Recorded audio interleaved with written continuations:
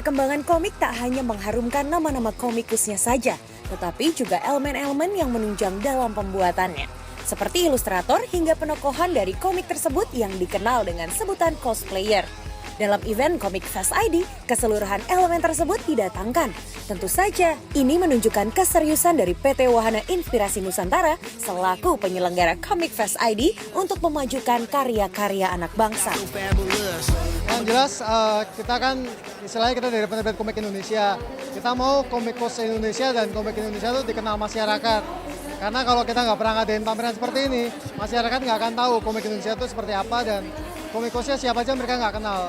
Jadi di event ini kita undang dari komikus yang senior seperti Pak Hasmi, Pak Han Jaladara, Pak Kusbram, Pak Man dan lain sebagainya.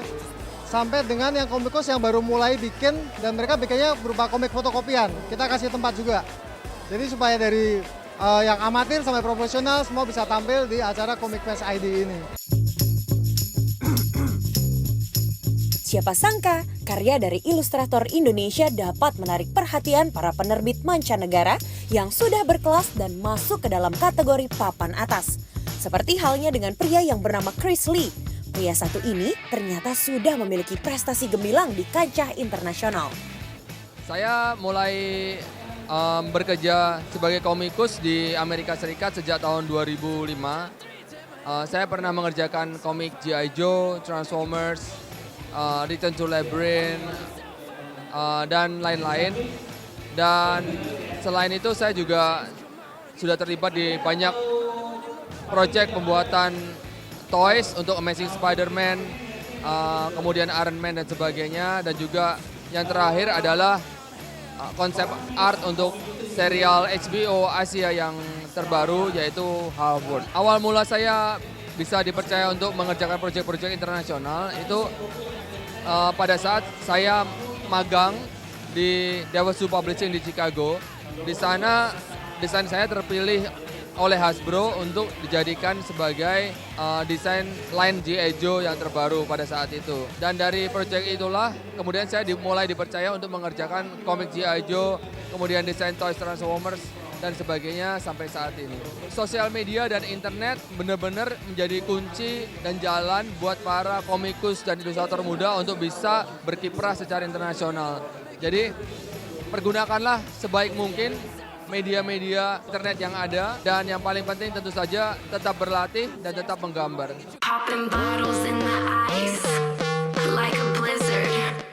Sebutan cosplay memang sudah tidak asing lagi di telinga para pecinta komik. Cosplay berasal dari bahasa Jepang, koshupure. Namun orang Jepang membuat istilah dari bahasa Inggris cosplay, yang merupakan gabungan kata dari kostum dan play. Cosplay dapat diartikan sebagai kegiatan mengenakan pakaian beserta aksesori yang dipakai oleh tokoh-tokoh dalam anime, manga, dongeng, game, musisi, dan kartun. Pelaku cosplay disebut sebagai cosplayer. Awal mulanya bisa jadi cosplayer itu karena waktu itu aku jadi MC untuk acara Reon Komik yang pertama. Dan di situ mereka tawarin, kamu mau nggak cosplay jadi karakter aku sekarang itu Rinka. Dan saat itu aku pikir, why not? Ya udah akhirnya aku jalanin jadi cosplayer. Dan jadi sekarang karena aku bisa MC, jadi MC yang sambil cosplay juga.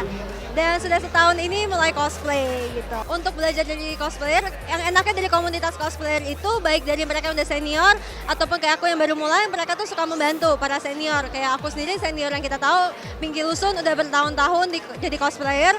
Dan aku sering nanya-nanya ke mereka, gimana sih caranya bikin kostum ini, gimana sih caranya styling wig. Aku awalnya nggak bisa potong rambut, potong wig, terus ya, lama-lama belajar, diajarin sama teman-teman lainnya. Harapan kedepannya buat cosplayer Indonesia pastinya lebih bisa mengharumkan nama Indonesia lagi. Karena cosplayer Indonesia aja sekarang sudah kelasnya internasional, banyak yang sering memenangkan perlombaan internasional. Tapi aku berharap masyarakat luas di Indonesia semakin bisa mengetahui budaya cosplay dan menerima budaya cosplay. Karena cosplay ini juga sebenarnya ajang untuk kita bisa menyalurkan kekreativitasan kita gitu.